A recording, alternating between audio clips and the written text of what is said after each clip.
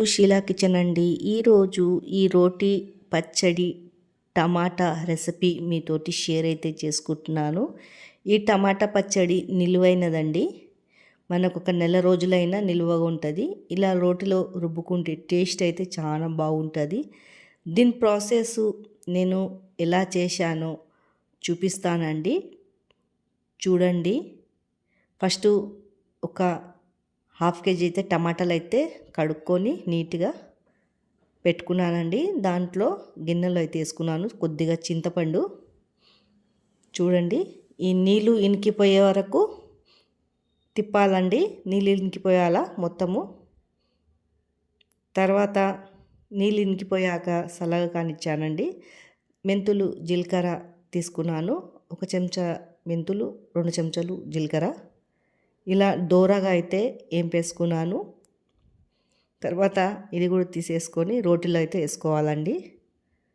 చూడండి, ఇది మంచిగా మెత్తగా పౌడర్ అయితే చేసేసుకోవాలా. ఇలా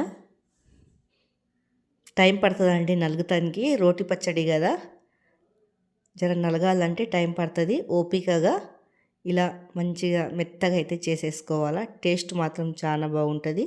ఎల్లిపాయలు దొడ్డుప్పు అయితే వేసేసుకున్నానండి. అవి అంతా కలిపి మెత్తగా చేసేసుకోవాలా. చూడండి, ఇలా మొత్తం అయితే మెత్తగా దంచుకుంటున్నాను. చాలా బాగుంటుందండి రోటి పచ్చడి. ఇలా అంతా మెత్తగా అయితే చేసేసుకోవాలా. చూడండి, ఇలా ఇంకా కొద్దిగా మెత్తగా అయితే చేసేస్తున్నాను. తర్వాత ఒక 3 స్పూన్లు కారము, పసుపు కొద్దిగా వేసేసుకోవాలండి. ఇలా మొత్తం కలిపి అయితే మెత్తగా అయితే చేసేసుకోవాలా. తర్వాత ఈ టమాటా చింతపండు వేసేసుకోవాలండి, ఉడకపెట్టింది. ఇవంతా అయితే కలిపేసుకోవాలండి. చూడండి, మెత్తగా అయితే రుబ్బాలా. రుబ్బుతూనే ఉండాలండి. ఇలా అంతా రుబ్బుకున్నాక మెత్తగా అయితే అయిపోవాలా. టేస్ట్ మాత్రం చాలా బాగుంటుంది. ఇలా మనము పాతకాలం రోటి పచ్చడి తింటే మన హెల్త్కి కూడా మంచిదండి. ఇంతకుముందు అయితే రోటి పచ్చడి చేసుకుంటుండే కానీ ఇప్పుడు మిక్సీలు వచ్చినాయి కదా, దాంట్లోనే రుబ్బుకుంటారు. ఇలా కష్టమవుతుందని చూడండి, ఇలా మెత్తగా జరసేపు ఓపిక పట్టి కలుపుకుంటే ఇలా మెత్తగా అయితే అయిపోయిందండి. చూడండి,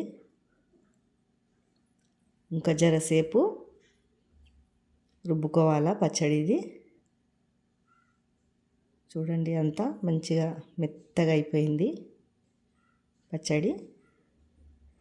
తర్వాత తాలింపుకి మనకి ఎల్లిపాయలు రెడీ అయితే చేసుకోవాలా. కలేమాకు, ఎల్లిపాయలు, ఎండిన మిర్చి, నూనె అయితే కడాయిలో పోసుకున్నాను.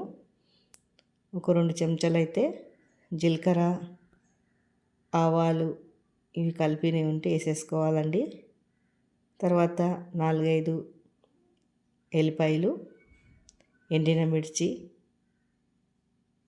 కరివేపాకు, దీన్ని మంచిగా కలర్ అయితే రానియాలా. తర్వాత ఇంగువ వేసేసుకొని తాలింపు చూడండి రోటిలోనే వేసేసుకోవాలండి. ఈ రోటిలో వేసి కలిపితే చాలా బాగుంటుంది. మీకు నచ్చినట్లయితే కామెంట్ అయితే చేయండి.